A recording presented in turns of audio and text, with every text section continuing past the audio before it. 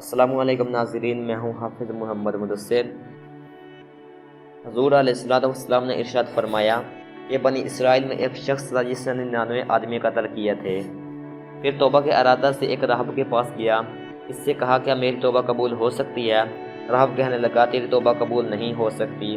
چنانچہ اس قاتل نے راہب کو بھی قتل کر دیا۔ اب تو پورے 100 ہو گئے۔ پھر کسی اور سے پوچھا کیا میری توبہ قبول ہو سکتی ہے؟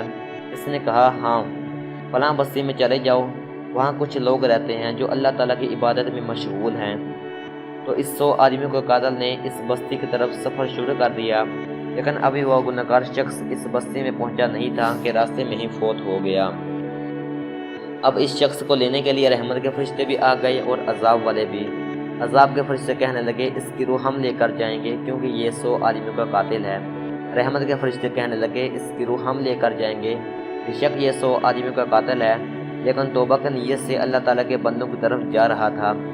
جب فرشتوں میں یہ بحث ہوئی تو خالق کائنات نے فرمایا جہاں سے یہ چلا تھا اور جس طرف جا رہا تھا دونوں طرف سے زمین ناپ لو، اگر اپنی بستی کے قریب ہے تو دوزخ میں لے جاؤ، اگر اولیاء اللہ کی بستی کے قریب ہے تو جنت میں لے جاؤ۔ چنانچہ دونوں طرف سے زمین کو ناپا گیا تو پتہ چلا اولیاء اللہ کی بستی کے قریب ہے۔ تو اللہ تعالیٰ نے پوچھا اے فرشتوں کیا بنا؟ عرض کی مولا یہ شخص اولیاء اللہ کی بستی میں داخل ہو گیا تھا، بس وہ بخشا گیا۔ لجپال پری تنو توڑ دے نہیں، جدی باں پھڑ دے انہیں چھوڑ دے نہیں۔ حضرت انس رضی اللہ تعالیٰ عنہ فرماتے ہیں کہ حضور نے فرمایا قیامت کے دن حساب و کتاب کے بعد جب جنتی جنت میں جا رہے ہوں گے، ایک طرف دوزخیوں کی صف ہوگی۔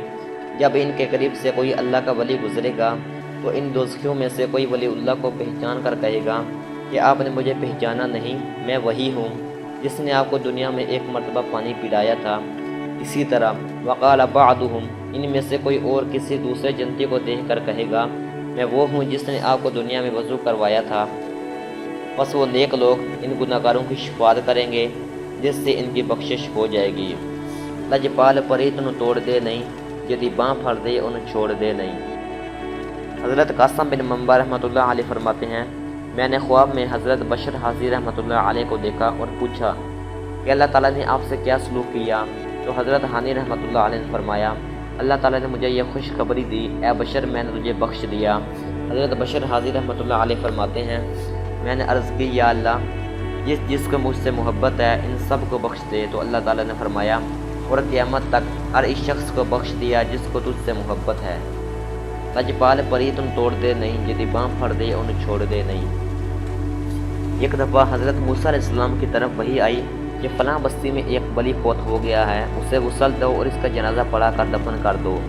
حضرت موسیٰ علیہ السلام اسی بستی میں تشریف لے گئے۔ انہوں نے کہا یہ گنہگار آدمی تھا۔ حضرت موسیٰ علیہ السلام نے بارگاہ الہی میں عرض کی یا اللہ اس کے نیک ہونے کا متعلق کوئی گواہی نہیں۔